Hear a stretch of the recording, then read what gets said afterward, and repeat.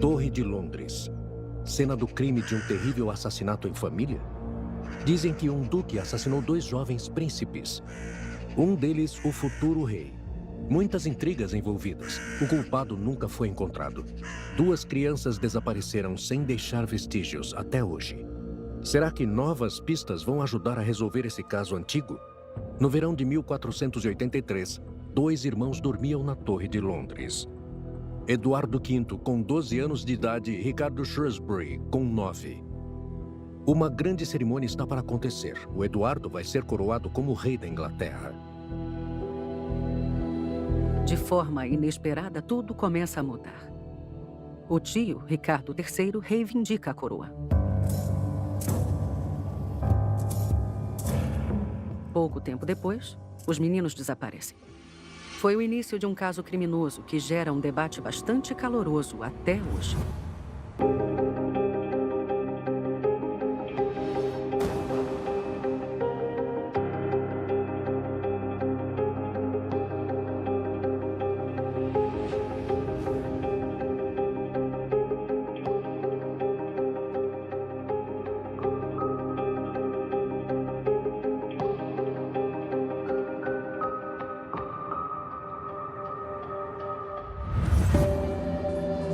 É o penúltimo capítulo de uma luta de décadas pela coroa inglesa. 2 ramificações da antiga família real estão lutando pelo poder. Eduardo IV, da Casa de York, surge como vencedor. Mas depois de 10 anos no trono, ele morre, inesperadamente. Seu filho mais velho passa a ser o novo rei, Eduardo V. Mas o menino de 12 anos está sob a tutela do seu tio, Ricardo. Ele passa os dias antes da coroação com seu irmão na Torre de Londres, a fortaleza mais segura da Inglaterra. Mas, de repente, em um golpe, o tio se torna o rei Ricardo III e é coroado na abadia de Westminster. E o destino dos 2 jovens príncipes permanece um mistério até hoje. Sem cadáveres, sem assassinato? Não é tão simples assim. Uma coisa é certa. A morte dos sobrinhos levou o tio Ricardo ao poder. E esse motivo é suficiente para ele entrar para a história como o principal suspeito, mesmo sem evidências confiáveis suficientes. A posterior dinastia Tudor tem muitos motivos para culpá-lo pelo assassinato dos sobrinhos e para menosprezá-lo da pior maneira possível. No entanto, a suspeita contra Ricardo não é infundada. Os 2 meninos foram vistos pela última vez sob seus cuidados na torre. O que aconteceu com essas crianças? Eles nunca mais deixaram a torre? Foram vítimas de um crime? Ou existem outros vestígios e pistas nessas paredes que possam revelar um possível curso dos acontecimentos? Para investigar esse arquivo morto, vamos voltar ao local onde os príncipes foram vistos pela última vez. Hoje, a Torre do Sudoeste é chamada de Torre Sangrenta. Dizem que os 2 príncipes passaram seus últimos dias atrás de suas janelas.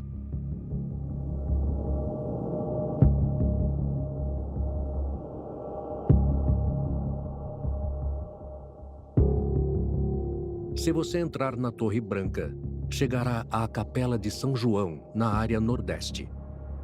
Em 1674, durante a construção de uma nova escada, foram encontrados 2 esqueletos de 2 crianças, 3 metros abaixo do solo. Seriam os restos mortais dos 2 príncipes? Eles foram enterrados ali?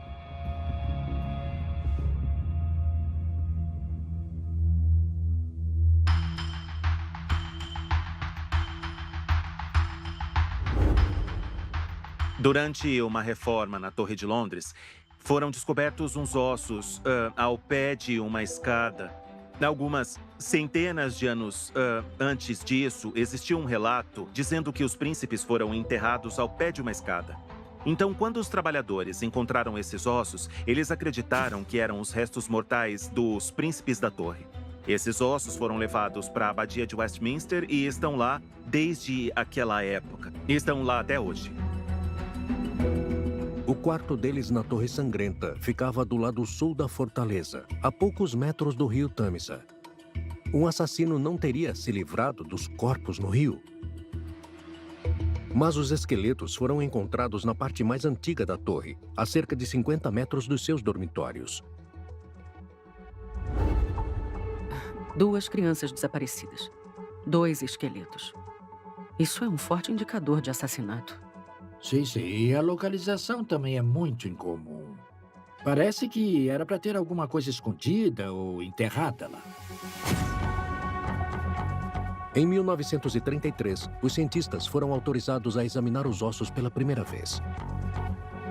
Essas 2 crianças tiveram um fim violento?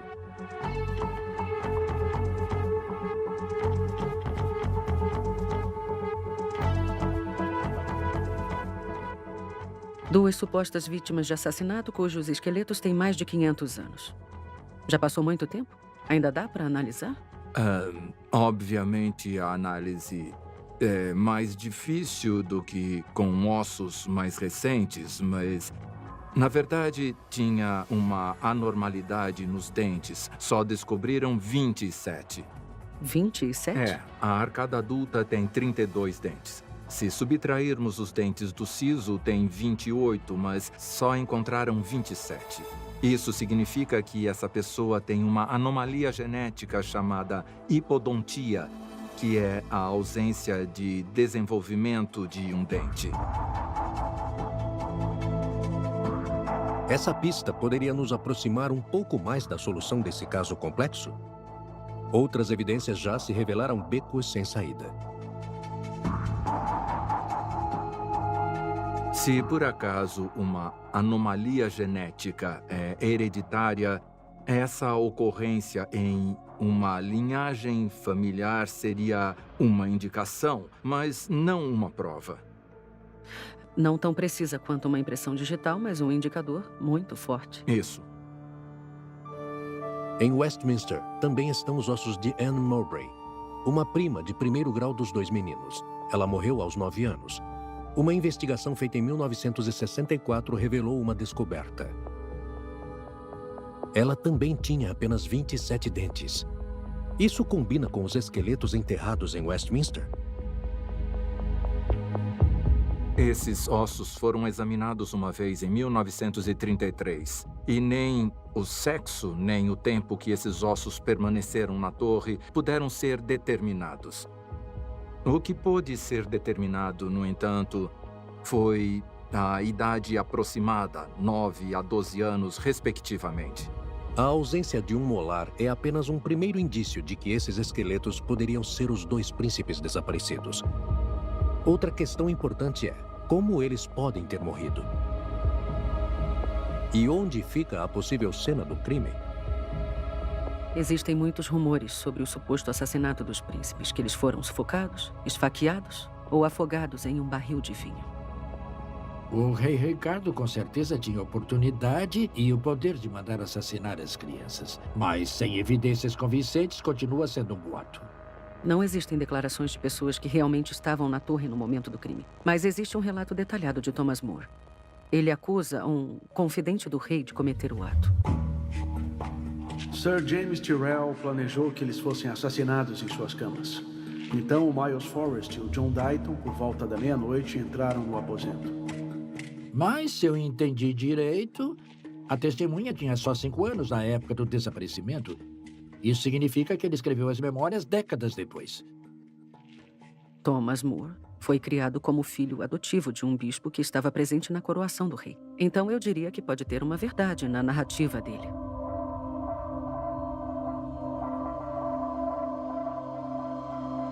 De repente, eles os enrolaram entre as roupas, os envolveram e os emaranharam, mantendo à força os lençóis e os travesseiros duros em suas bocas.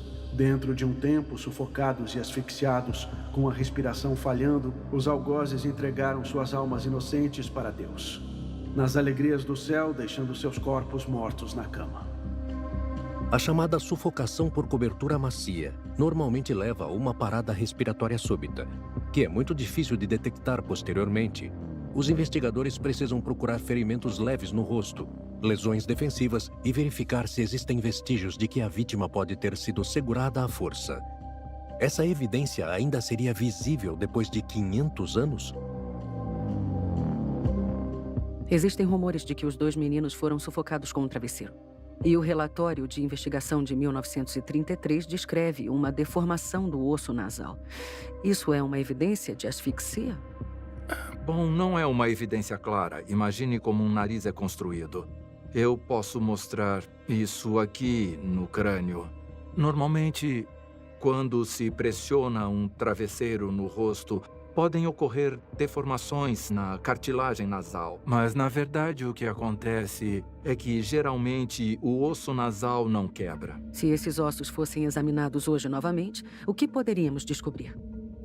Com certeza podemos descobrir mais coisas hoje do que em 1933, porque hoje temos métodos diferentes. Poderíamos fazer um raio-x dos ossos, uma tomografia computadorizada e, possivelmente, a gente consiga até mesmo extrair o material genético, DNA. A professora Terry King, da Universidade de Leicester, é especialista na análise de descobertas arqueológicas. Nenhuma investigação nova foi aprovada desde 1933. Como ela avalia as chances de sucesso de uma nova exumação?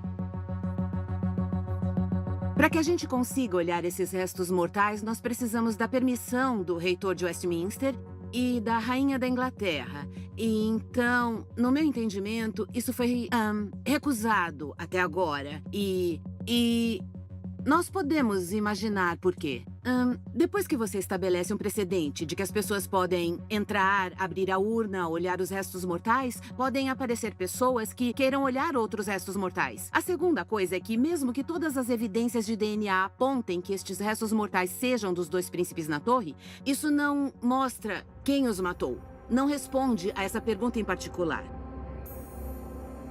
Terry King suspeita que o molar ausente pode ser apenas uma coincidência, já que os esqueletos das crianças encontrados provavelmente nem datam do século XV.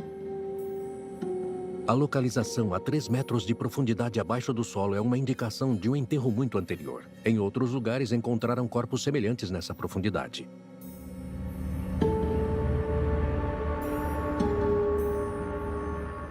Acho que outra coisa que precisamos lembrar aqui, e particularmente por isso que se deveria fazer uma datação por radiocarbono, é a Torre de Londres. Então, ela está em um local que nós sabemos que passou por séculos de ocupação.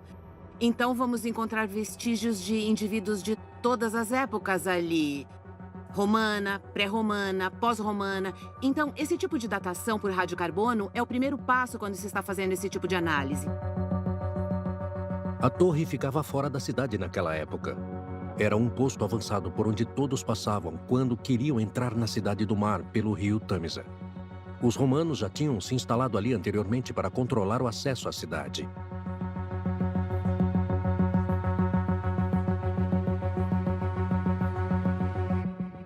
Será que a primeira investigação da década de 1930 foi muito precipitada e chegou a conclusões erradas? Os esqueletos das 2 crianças datam da época romana? O que aconteceu com os 2 príncipes? Até hoje, a torre tem um portão que chega no Tâmisa pelo lado sul. Teria sido fácil para homens adultos tirarem os príncipes discretamente do castelo, vivos ou mortos. Os exames forenses não apresentaram nenhuma evidência clara de assassinato. Nem sabemos se encontramos os esqueletos certos. Temos que perguntar quem se beneficiaria com o desaparecimento das 2 crianças. Principalmente o rei Ricardo III, o tio deles. Mas será que ele era o único que se beneficiaria com o sumiço dos 2 meninos? Ou, talvez então, quem poderia se beneficiar com o fato do Ricardo se tornar rei e não herdeiro pretendido do trono? O que sabemos sobre Ricardo III? Ricardo era o irmão mais novo de Eduardo IV e não estava na linha de sucessão ao trono. Ele poderia estar aproveitando uma oportunidade favorável? Por outro lado, Ricardo lutou como Duque de Gloucester por muitos anos ao lado do irmão em várias batalhas. Ele conhece o jogo da sobrevivência na batalha e na política. Vamos lembrar mais uma vez dos acontecimentos do verão de 1483. Ricardo, então Duque de Gloucester, assume as funções oficiais do irmão, que morreu repentinamente no dia 9 de abril. E agora o filho mais velho de Eduardo IV vai assumir o trono como Eduardo V. Eles chegaram até a cunhar moedas do Eduardo V. No dia 4 de maio, o Ricardo chegou em Londres com o sobrinho Eduardo para a coroação. Nobres e líderes religiosos de toda a Inglaterra vieram assistir à cerimônia oficial. Até aí, tudo conforme o planejado. O Ricardo está acompanhando o sobrinho até o trono como seu regente interno. Mas, de repente, tudo mudou. Porque o bispo de Bath Wells, Robert Stillington, também veio para a coroação em Londres.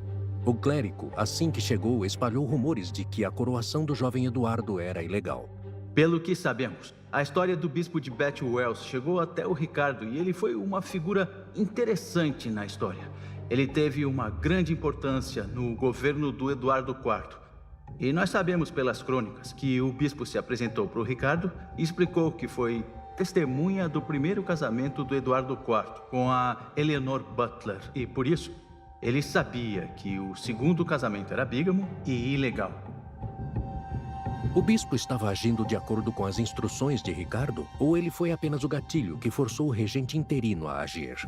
Então eu acredito com uma certeza quase absoluta de que o Ricardo não queria o trono quando chegou a Londres. O aristocrata francês Philippe de Comines escreveu em sua biografia o que aprendeu durante a sua visita à Inglaterra. E esse temível bispo contou que o dito rei Eduardo tinha prometido o casamento a uma dama da Inglaterra, porque estava apaixonado e se divertia com ela.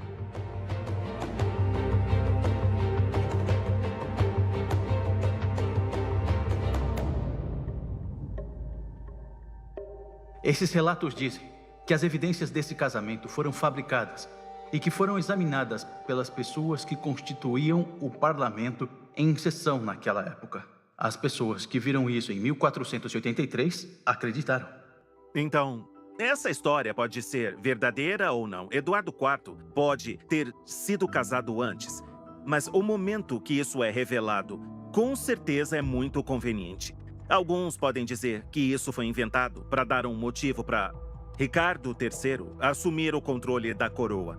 E isso foi exatamente o que aconteceu naquele momento. O bispo apareceu e disse: "Veja o que eu achei. Eu achei uma prova que os príncipes não são verdadeiros membros da realeza."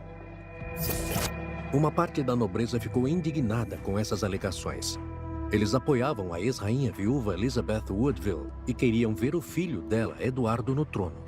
Uma rebelicia, mas Ricardo elimina os líderes rebeldes em uma luta de espadas. Depois disso, os eventos acontecem rapidamente. No dia 9 de junho, a coroação de Eduardo V é contestada por Stillington. No dia 13 de junho, começa uma rebelião na torre, mas Ricardo consegue reprimir. No dia 16 de junho, Ricardo ordena que busquem seu outro sobrinho, que também se chama Ricardo, e o tragam da casa da mãe. Essa criança, Ricardo de Shrewsbury, é levada para a torre, junto com seu irmão Eduardo.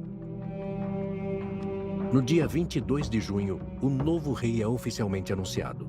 Ele é coroado como Rei Ricardo III na abadia de Westminster, no dia 6 de julho de 1483. Testemunhas afirmaram mais tarde que os dois sobrinhos, Eduardo e Ricardo, estavam lá. A Inglaterra tinha um novo rei. Os partidários da rainha viúva foram derrotados. E os dois príncipes perderam seu lugar na linha de sucessão. Depois da coroação de Ricardo, ele teria motivos ainda para se livrar dos meninos? E não podemos deixar de pensar que essas duas crianças poderiam voltar um dia e dizer: "Espere um minuto, nós somos os reis legítimos e queremos voltar."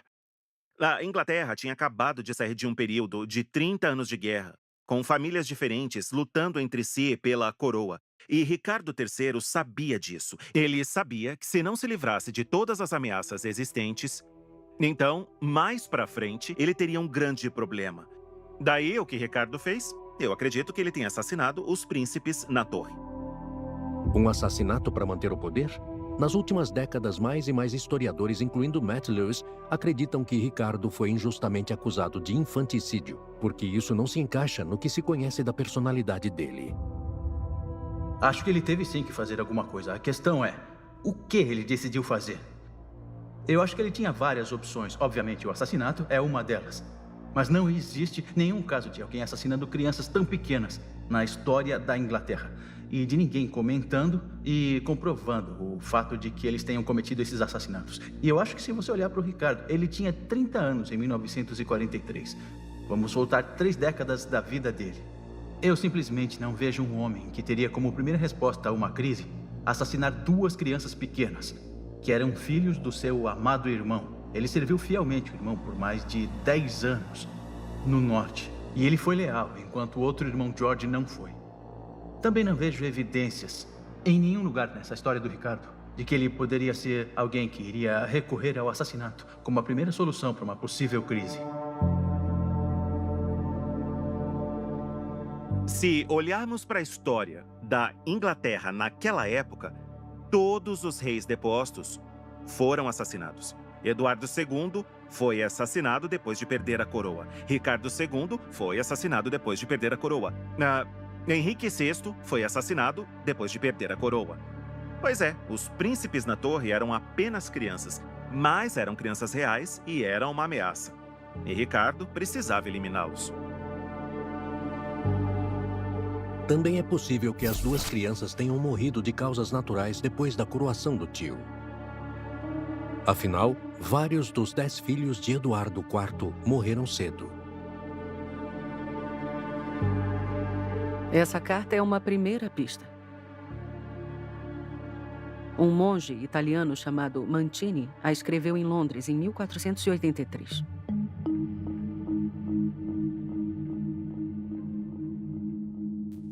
Os 2 meninos foram levados para dentro da torre e eram vistos cada vez menos.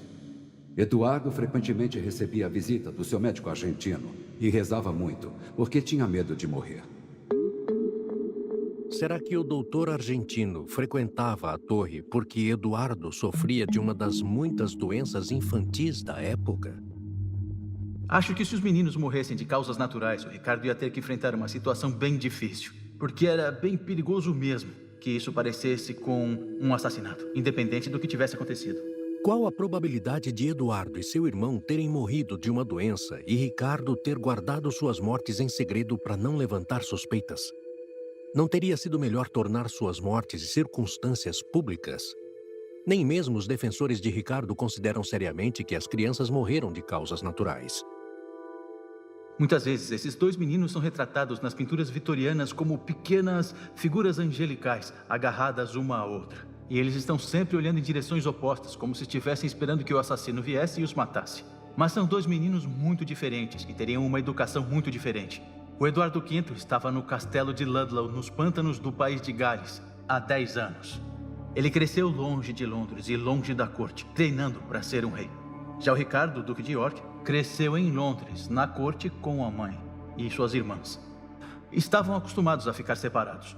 Por isso que existe um potencial aí de um deles ter ido para o norte, para um dos castelos de Ricardo, e o outro ter ido para o lado da Borgonha, sem que isso pudesse causar algum tipo de trauma ou transtorno para eles, porque eles passaram suas infâncias muito mais distantes do que juntos.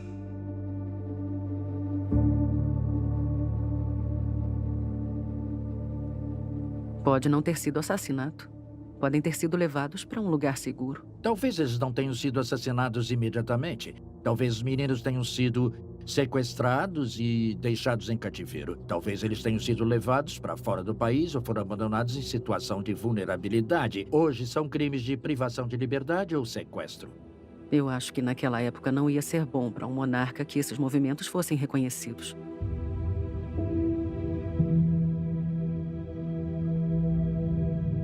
Para fundamentar a suspeita contra Ricardo, observar a personalidade dele pode ajudar. Ele foi considerado um governante desonesto. O Ricardo era rei, e como tal, o seu objetivo era manter o controle de toda a situação. Ele já tinha passado por uma rebelião e é claro que não queria que os meninos fossem explorados como desculpa para outra rebelião. Então, assassinar as crianças não seria um ato sociopata, mas um mal necessário no exercício do poder. Tem 2 lados nessa história. Um deles é que ele teve que impor a violência com a espada e com sentenças de morte. O outro lado é que é lógico que ele não tinha permissão para matar crianças, porque assim ele seria visto como um criminoso sem coração. Então aí ele teve um dilema. Vivos, os meninos representavam uma ameaça ao poder dele. Mas ele também não queria ser envolvido com a morte dos meninos. Mesmo que não tenhamos provas sólidas de que o próprio Ricardo III matou os príncipes na torre, o fato de não termos essas provas não o exime da suspeita. Ele ainda poderia ter matado aqueles meninos.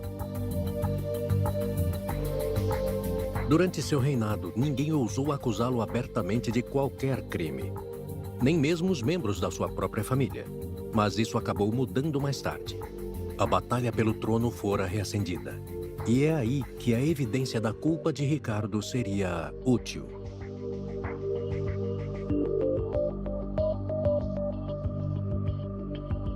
O último filho da casa de Lancaster, Henrique Tudor, viveu exilado na França durante 14 anos. Lá, ele conseguiu apoio para fazer uma campanha contra Ricardo III. Henrique Tudor e sua comitiva chegaram no país de Gales no dia 7 de agosto de 1485. E ele não só perturbou a política inglesa, como também perseguiu inflexivelmente a questão da culpa de Ricardo pelo desaparecimento dos sobrinhos. Henrique Tudor precisava encontrar aliados na Inglaterra que estivessem prontos para segui-lo na batalha contra o rei Ricardo III. E esse, por outro lado, podia contar com o apoio de quase todos os nobres poderosos. Como líder militar, ele chefiava uma força armada forte, que era muito superior à do inimigo. O arqueólogo Richard Buckley tem pesquisado o período da chamada Guerra das Rosas, que aconteceu em Leicester e nos seus arredores por muitos anos. O que houve em agosto de 1485 foi que Henrique Tudor desembarcou no sudoeste do país de Gales e marchou, cortando de lá até a estrada romana para Londres, agora chamada de 85 como Watling Street. E enquanto ele marchava por aquela estrada em direção a Londres, o Ricardo marchava de Nottingham, que fica ao norte de Leicester, 30 quilômetros ao norte, com a ideia de pará-lo, e os dois exércitos acabaram se encontrando em Bosworth, que era uma interseção das duas estradas romanas. No dia 22 de agosto de 1485, acontece a batalha decisiva em Bosworth. Certo da vitória, Ricardo III avança em direção aos seus adversários. O rei lidera seus cavaleiros com a espada na mão, mas alguns de seus apoiadores trocam de lado, mudando o equilíbrio do poder, e Ricardo acaba sendo morto por seus oponentes no campo de batalha. No final, as dúvidas sobre sua reivindicação do poder eram muito grandes. Muitos o viram como um usurpador do trono. Muito perto de onde nós estamos, ficava a igreja da Anunciação da Bem-aventurada Virgem Maria em Newark. A importância dessa igreja é que foi o local onde o corpo do Ricardo III ficou exposto depois de Bosworth. Ele foi levado de volta para Leicester pendurado em um cavalo e depois exibido para que a população pudesse ver que o rei estava morto. Mas a reivindicação de Henrique Tudor ao trono também não era segura. Ele tinha que convencer os nobres, os poderosos e também as pessoas comuns dessa reivindicação. Por isso que ele retratou seu antecessor como um vilão brutal, insinuando até que Ricardo era corcunda, o que na época era considerado como um sinal de mau caratismo. O Henrique não queria reivindicar a coroa pela conquista, queria dizer que era o rei legítimo quando entrou no campo de batalha de Bosworth. Dessa forma, ele queria estereotipar que o Ricardo era um monstro maligno, do qual o reino devia ser salvo. E eu acho que eles sabiam usar muito bem esse tipo de propaganda, rumores e histórias que eram espalhadas para ajudar a atender às suas necessidades iniciais de segurança. Eu, que privado sou da harmoniosa proporção, erro de formação, obra da natureza enganadora, disforme, inacabado, lançado antes de tempo para este mundo que respira, quando muito meio feito, e de tal modo imperfeito e tão fora de estação que os cães me ladram quando passo cocheando perto deles. Shakespeare coloca essas palavras na boca de seu personagem, Ricardo III, 100 anos depois da morte de Ricardo. Ele acertou o alvo com sua dramatização? Ou os vencedores de Bosworth escreveram sua própria versão da história? William Shakespeare escreveu Ricardo III durante o reinado de Elizabeth I, neta de Henrique VII, que estabeleceu a má reputação de Ricardo. Na peça, Ricardo se torna um dos vilões mais famosos da literatura mundial. Politicamente, isso está de acordo com a retenção de poder dos Tudor. Os monges franciscanos enterraram Ricardo às pressas no cemitério de sua igreja depois da Batalha de Bosworth. Seu túmulo foi esquecido. Hoje, esse mosteiro não existe mais. Foram construídas estradas e edifícios modernos em cima de sua localização. Os cientistas continuaram pedindo uma busca por Ricardo para provar que ele foi vítima de propaganda enganosa. Ele pode não ter sido corcunda ou tido características corporais desfigurantes semelhantes. Então, para mim, essa aventura começou mesmo em 2011. Eu achei que o projeto estava fadado ao fracasso desde o início. Nós não tínhamos certeza que os restos mortais ainda estariam enterrados aqui. E também não tínhamos ideia de onde ficava a igreja dos Greyfriars. Estávamos parados no meio do recinto dos Greyfriars, mas tudo sob edifícios dos séculos XVIII, XIX e XX. Ainda existem alguns pedaços abertos nos estacionamentos onde podemos cavar, mas estão cobertos de asfalto e enterrados debaixo de cabos elétricos, canos de gás, esgotos, todo tipo de coisa. Então, por causa disso, nós só conseguimos fazer 3 trincheiras pequenas, o que representa só 1% da amostra de todo o distrito. 2012.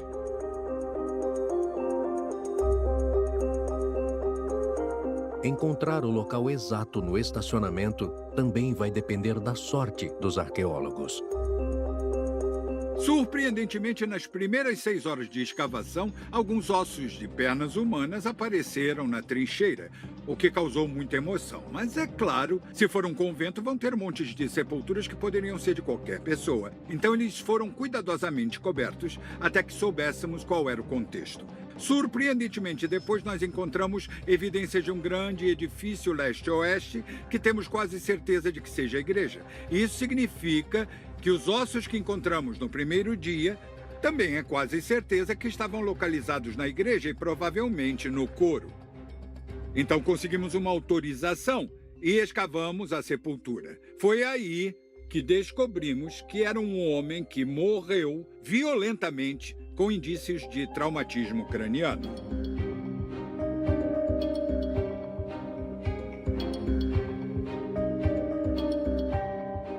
Depois de tanto tempo, poderia mesmo ser o corpo do Ricardo? Em termos de características, se encaixa perfeitamente no tamanho, na forma e principalmente na lesão no crânio, que pode até mesmo ser o resultado de um tipo de golpe. Os cavaleiros daquela época poderiam sofrer uma lesão igual ou parecida com essa. Depois de mais de 500 anos, tem algum jeito de sermos mais precisos? O primeiro problema vai ser conseguir material de DNA utilizável. Isso significa criarmos um perfil individual biológico molecular, uma impressão digital genética. E se tivermos isso e conseguirmos criar um perfil, teremos que procurar parentes, por exemplo, procurar tataranetos e afins, e determinar um grau de parentesco para, assim, podermos com certeza confirmar a identidade dos restos mortais. O esqueleto encontrado em Leicester data do século XV e pertence a um homem fisicamente forte e bem nutrido. Seria ele o rei que procurávamos, aquele que entrou para a história como um corcunda manco? Então, em termos de análise de DNA, de obtenção de amostras do Ricardo III, o que tínhamos até agora eram os dentes. Então, seria o caso de arrancarmos um dente com a mão, mãos enluvadas, máscara facial, tudo isso. E, claro, arrancarmos um dente e depois limpá-lo por fora e esmagá-lo até virar pó. E, a partir disso, podemos extrair o DNA. E podemos começar a ampliar esses pedaços de DNA que estamos interessados. Michael Ibsen é um dos 2 últimos descendentes vivos da linhagem de Ricardo III. Todos os aristocratas ingleses e seus descendentes ao longo de centenas de anos foram exaustivamente listados e registrados. Hoje, essa parte da família não tem propriedade nem título de nobreza. Mas como o DNA de Michael Ibsen corresponde ao do esqueleto encontrado em Leicester, o esqueleto pode ser identificado como sendo o do controverso rei Ricardo. Então, fazendo uma análise estatística para provar que esses são os restos mortais de Ricardo III, o que temos que perguntar é qual é a probabilidade de alguém ter todas as características que procuramos no Ricardo III. Isso significa que 99,99% a 99,9999% que esses são os restos mortais dele. A evidência de que esses são os restos mortais do Ricardo III é esmagadora. É uma experiência emocionante poder estar do lado do túmulo em que ele foi enterrado. Ainda que de uma forma desconfortável e desajeitada por mais de 500 anos, temos uma caixa de vidro atrás da gente, onde podemos ver a sepultura aberta, onde os restos mortais do Ricardo foram colocados. Talvez Ricardo tenha sido um bom rei que assumiu o trono legitimamente e deixou os seus sobrinhos vivos. Ele foi retratado como mau e fisicamente deformado para sustentar uma depravação moral? Isso corresponde às ideias daquela época, que um personagem mau, com certeza, teria um físico feio. Aqueles que acreditam que ele seja inocente da morte dos sobrinhos querem reabilitá-lo também a esse respeito. Uma nova e mais realista imagem de Ricardo está sendo moldada. Caroline Wilkinson, do Face Lab em Liverpool, vai usar sua experiência para reconstruir as características físicas dele com base nos ossos do crânio. Ela pode devolver o rosto para o rei. Nós começamos recolhendo os dados da tomografia computadorizada em 3D do crânio do Ricardo III e juntamos com muitas fotografias em detalhes desse crânio. E as fotografias e as tomografias é tudo que precisamos para trabalhar. Para começar, essa é a informação 3D do crânio do Ricardo III com alguns globos oculares no lugar. Nós usamos as medições padrão de profundidade do tecido porque os tecidos médios de alguém podem nos informar o sexo, a idade e a ancestralidade provável. E aí a estrutura muscular é modelada diretamente nisso, usando o crânio para nos dizer a forma e a posição geral desses músculos. Assim, nós modelamos as características com base na avaliação do crânio. Eu diria que ele tem características bem típicas dessa parte do mundo. Eu não diria que ele é exatamente bonito, mas ele tem um rosto bem agradável. Eu sei que a documentação escrita que temos faz a gente pensar que o irmão dele era mais bonito. Mas eu acho que ele parece bem interessante. E isso deixa muito mais humano pra gente. Ele sentiu dor da mesma forma que nós sentimos dor. E eu acho que isso faz a gente repensar a ideia de um homem que estava disposto a assassinar 2 crianças. Nós podemos pensar se vemos ele mais como uma pessoa e como um ser humano. Se podemos vê-lo mais inteiro. É possível repensar. Será que ele é mesmo aquela pessoa que foi registrada na história como alguém que massacrava crianças? Os primeiros cronistas transformaram Ricardo em um monstro maléfico. Acontece que isso pode ter sido uma campanha de seus sucessores. Então, ele pode ter sido acusado do assassinato dos 2 príncipes para legitimar Henrique Tudor? É possível que a maioria das declarações tenha sido moldada pelo governo do Henrique Tudor. Ele não era um corcunda revoltado. Era um cavaleiro talentoso. Ninguém poderia tomar partido do Ricardo, senão poderiam pagar com suas vidas. Testemunhas potenciais foram intimidadas naquela época. Mas o Henrique Tudor, o Henrique VII, também não está no quadro como perpetrador. Dificilmente ele teria oportunidade de fazer isso lá do seu exílio na França. A torre era uma das fortalezas mais bem guardadas do seu tempo. E também é perceptível que cada vez mais aristocratas estavam se afastando do Ricardo, mesmo antes da coroação até na batalha decisiva. Suspeitavam que ele fosse o assassino das crianças.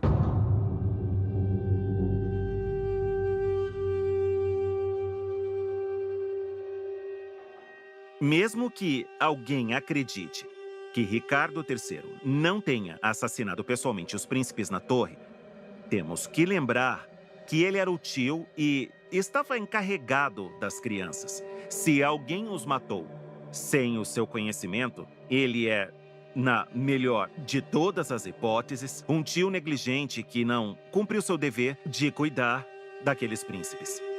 Henrique Tudor pode até ter conseguido provar que os príncipes foram assassinados, mas preferiu manter suas alegações não comprovadas. Ele tinha medo de que um exame mais detalhado revelasse a inocência de Ricardo. Henrique VII se casa com a irmã dos dois príncipes e termina para sempre a batalha pela coroa. Mas o desaparecimento dos príncipes, sem deixar vestígios, também poderia representar uma ameaça para ele. O que aconteceu em 1497, 12 anos depois do desaparecimento dos meninos, parece um daqueles péssimos melodramas. O mais jovem dos dois príncipes pode ter sobrevivido? O Ricardo de Shrewsbury? É. Dizem que o jovem desembarcou na costa da Cornualha e reuniu apoiadores suficientes para montar um pequeno exército. Isso não é muito provável. E ele afirmou que era filho do Eduardo IV e irmão do herdeiro do trono Eduardo V? Sim, e consequentemente o legítimo rei da Inglaterra. Só porque essa história parece louca não quer dizer que seja mentira. O aristocrata Perkin Warbeck se parecia com o príncipe desaparecido Ricardo de Shrewsbury e foi capaz de convencer muitas pessoas de que ele era o verdadeiro rei da Inglaterra. Warbeck explorou a incerteza que existia em relação ao desaparecimento dos príncipes.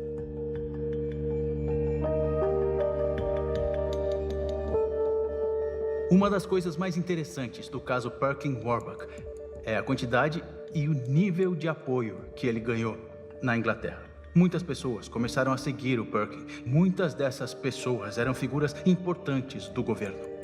Quer dizer, surgiram dúvidas mesmo 10 anos depois de Bosworth. As pessoas queriam muito acreditar no contrário, por mais que existisse uma certeza muito forte que o Ricardo tinha assassinado os sobrinhos. Pessoas importantes do governo Tudor, que serviram no governo iorquista, não sabiam, 10 anos depois de Bosworth, se os príncipes estavam mortos ou não.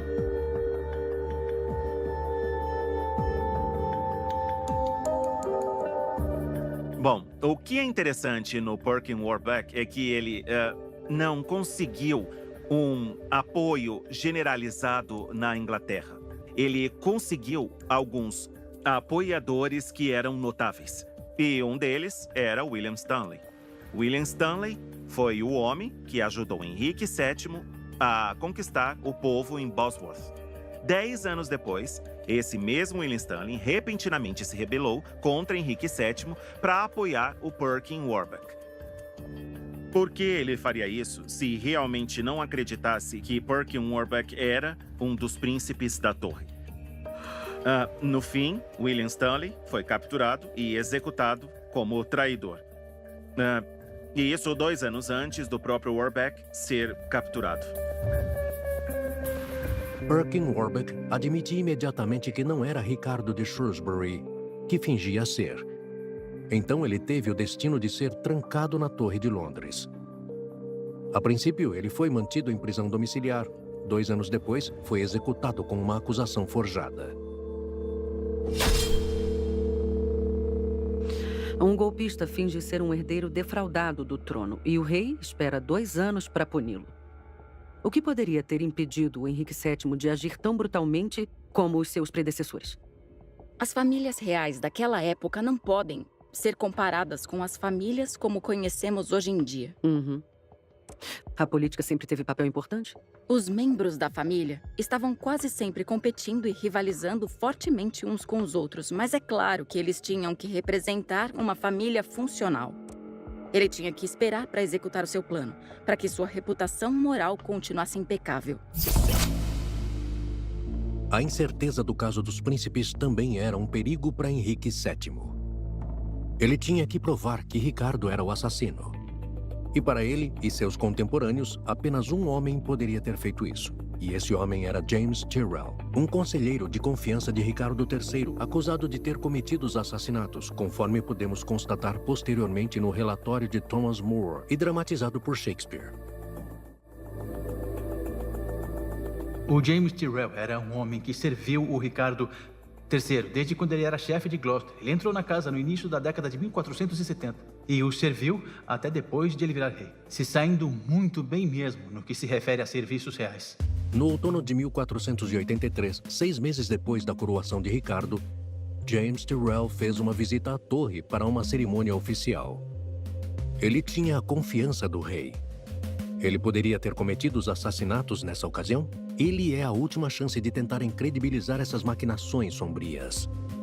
Quase 20 anos depois da viagem de Tyrell para a torre, Henrique VII mandou prendê-lo e condená-lo à morte. Tyrell é torturado, ele mesmo confessa, e é executado pouco tempo depois. E isso é considerado a prova da culpa dele. Isso ainda tem algum valor para a nossa investigação? Muitas pessoas admitiam quase tudo sob tortura. Sim, é claro, mas temos que lembrar que as confissões têm sido o padrão ouro das evidências há séculos. Não existe outra alternativa e, em alguns casos, os julgamentos nem eram possíveis sem essas confissões. Confessio est regina probatione. A confissão é rainha da prova, dizia-se. Eu acho que se o James Tyrell confessou o assassinato dos príncipes na torre, cadê a confissão dele? Cadê o documento que dá a segurança máxima que faltava para o governo Tudor há 16 anos? Onde é que está? Eu acho que se o governo Tudor tivesse um documento de alguém do governo Ricardo III que diga, eu os matei e eles estão mortos, seria uma coisa preservada para a gente ver até hoje, e isso teria sido amplamente divulgado. No entanto, o Thomas More parece ser a única pessoa que sabe disso. Acho que provavelmente ele inventou isso. Thomas More escreveu isso depois do reinado de Henrique VII. E ele relatou que Tyrell confessou ter assassinado os príncipes na torre.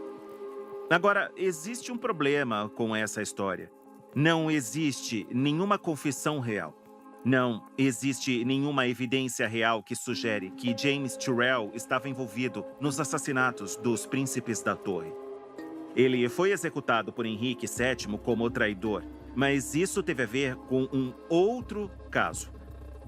Será que James Tyrell era realmente um dos assassinos? Eu acho que não.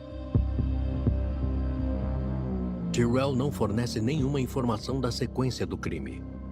Mais tarde, surgiram rumores de que ele confessou que tinha enterrado os corpos embaixo de uma escada. Mas não existem provas dessa confissão.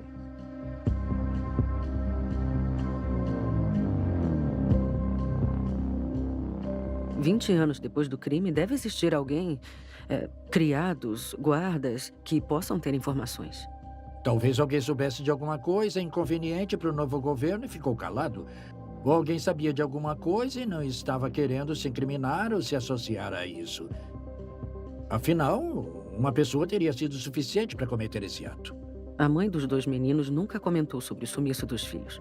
E a rainha Elizabeth, que era esposa do Henrique VII, era irmã dos 2 meninos. Afinal, ela não sabia o que estava acontecendo? Cada declaração, qualquer tomada de partido podia ter consequências. O que aconteceu com os meninos, as evidências concebíveis foram destruídas ou não conseguidas. A irmã dos 2 príncipes agora era rainha, ao lado de Henrique VII. Mas também tinha que pensar nos próprios filhos, que iriam herdar o trono de Henrique. Talvez tenha sido por isso que ela colocou um véu de silêncio sobre o desaparecimento dos irmãos. Os advogados de Ricardo o veem como vítima de difamação. Eles se mobilizaram para encontrar o seu corpo e conseguiram que ele fosse enterrado na Catedral de Leicester, a poucos metros de onde foi encontrado.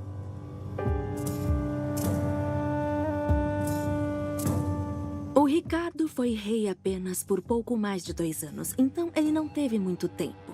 Mas durante esse período, ele criou um parlamento. E as leis que esse parlamento aprovou beneficiaram as pessoas comuns.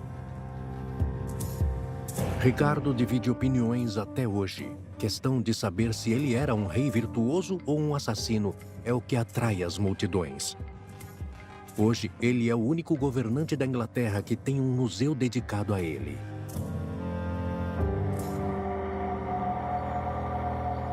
Mas o caso dos príncipes na torre permanece sem resposta. Acho que o interesse continua, porque as perguntas não têm respostas definitivas. Simplesmente não temos provas. Nós podemos até chegar longe com as provas que temos. E então, cabe a você decidir. O que acha do Ricardo vai depender de você pensar se ele era um assassino de crianças, um explorador, um matador, ou se você acha que ele foi injustiçado pelos Tudor, que mancharam o nome dele e arruinaram a sua reputação ao longo da história.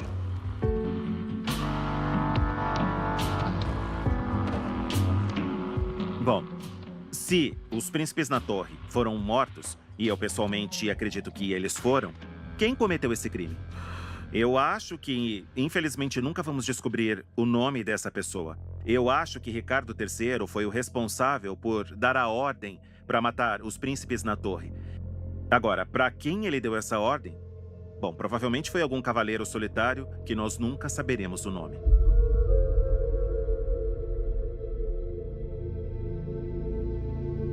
Um assassinato motivado politicamente que não deixou vestígios? Não existe uma única evidência dessa ideia.